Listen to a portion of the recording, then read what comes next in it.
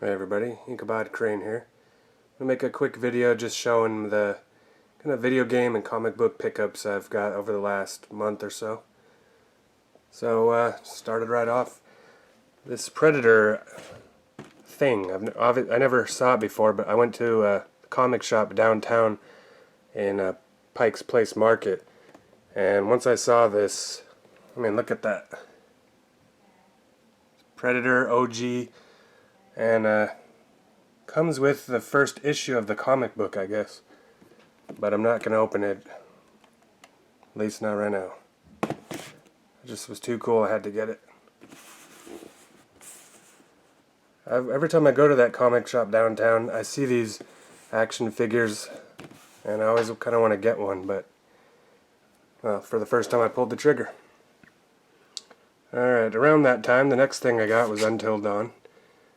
I really enjoyed this game. I started a second playthrough, but you know, other things came up. I didn't play all the way through a second time yet, but I will.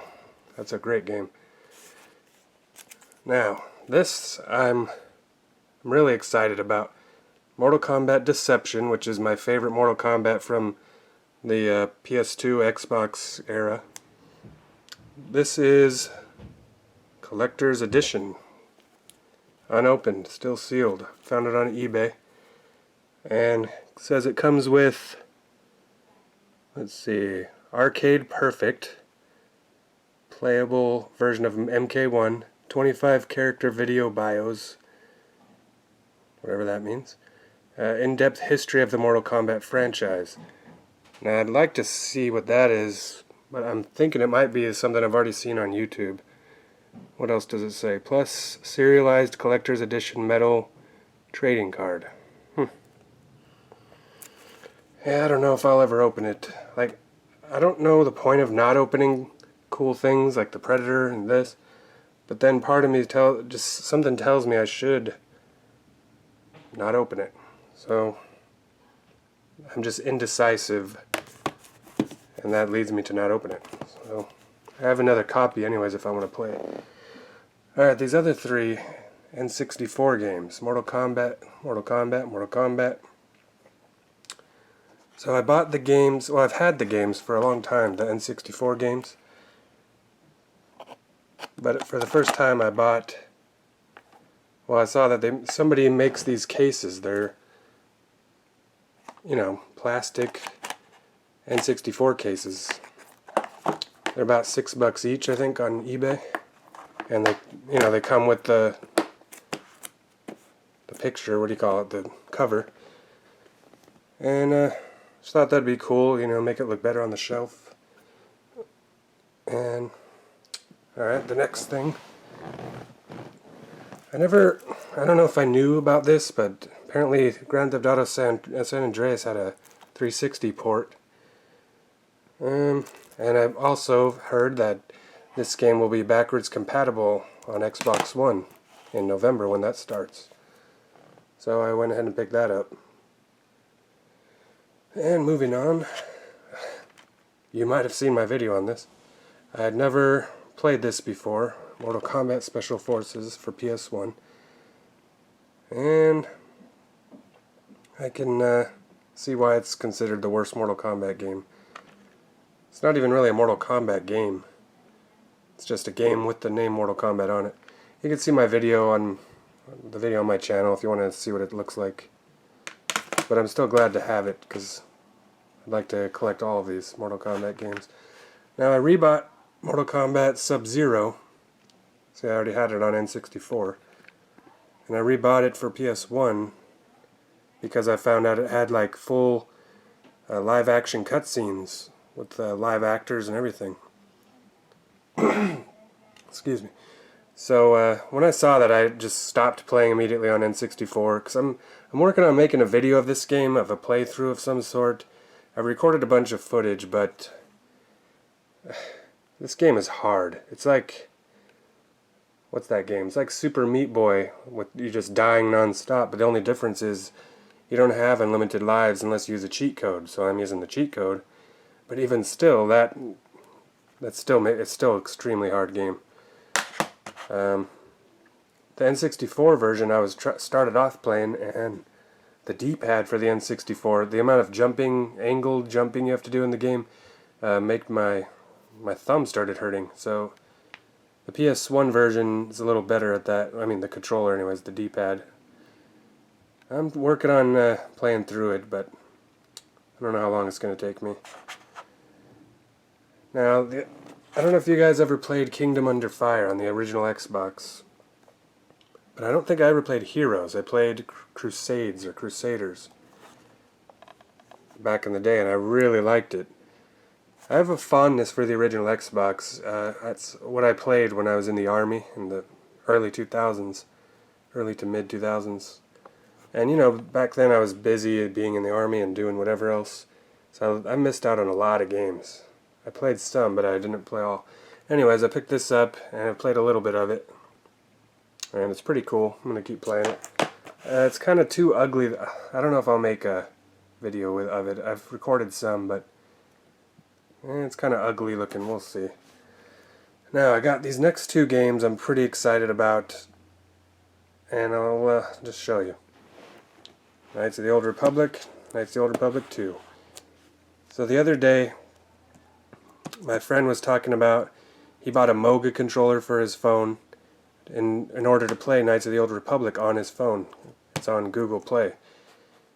And then he found out after buying the Moga controller that the game isn't even compatible with his phone, the Samsung Edge, S6 Edge, I think it's called.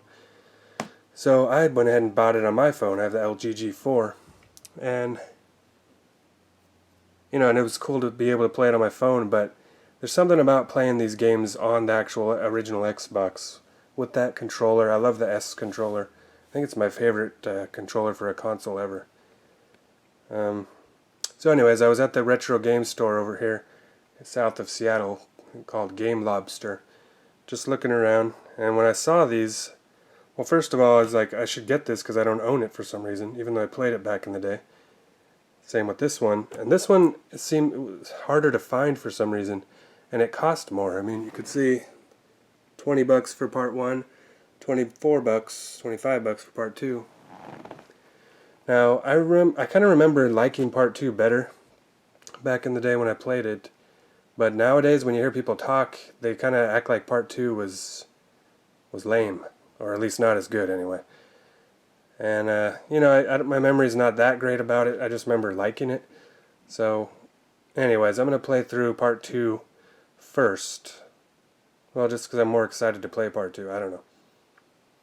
So I started playing that, you know, and I was going to make a video of it, but it's kind of, it's not good for making videos. It's, you know, a lot of slow walking and looting corpses and you know, things like that. I don't think that's good for making a video, unless I was going to do like a full playthrough video, which is, you know, it's like a 40-hour or more game.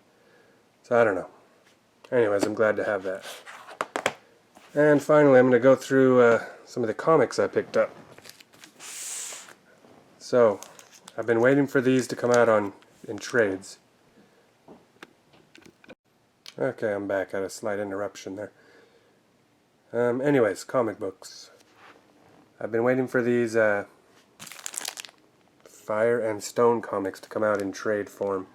It's too hard to for me to go get all the way to the comic store every week or whatever to buy all the singles anymore. That used to be fun to do that, but anyways, Prometheus. I like that movie a lot, and so I was excited that they were making comics. And you know, when I looked into it, these are all connected, and you know, it's kind of confusing when they're all coming out in singles, because you got Aliens issue 1, Prometheus issue 1, AVP issue 1, and you know, and you don't. It's hard to know what number. How do you say it? Like what order to read everything in. So this was awesome. I read these all the day I bought them the other day, and it's a really good comic. I really enjoyed it. I don't know if it's still ongoing, but I know I love Aliens, Predator. You know, those are some of my favorite things. Aliens, Predator, Mortal Kombat, and Superman are kind of my favorite fictional things. So this is four books here in this series, or in this arc, whatever you want to call it, in Fire and Stone. And they were really fun to read. I'm glad I got those. Now this, you see that? That's the statue with the comic book. And when I was at the comic store getting those, I saw this up on the wall. It's an original #1 from 1989. And since I'm not going to open that box to read the comic in there, I thought I'll buy this, but kind of nervous to open it and read it as well. I don't want to, damage it. It's going to go up on the wall with the, I don't know if you could see, the variant Mortal Kombat X comic #1. Got Superman, Wonder Woman #1. Pinning them up on the wall under the Seahawks plaque, logo, whatever. So I'm going to put this up there eventually. And X-Men Age of Apocalypse. I've never read this, and I've always meant to. My friend has always talked it up. Finally picked it up. And I guess it's only I need 4 books or something. Marvel trades are way more expensive than other ones usually. Like $29.99 for this trade paperback.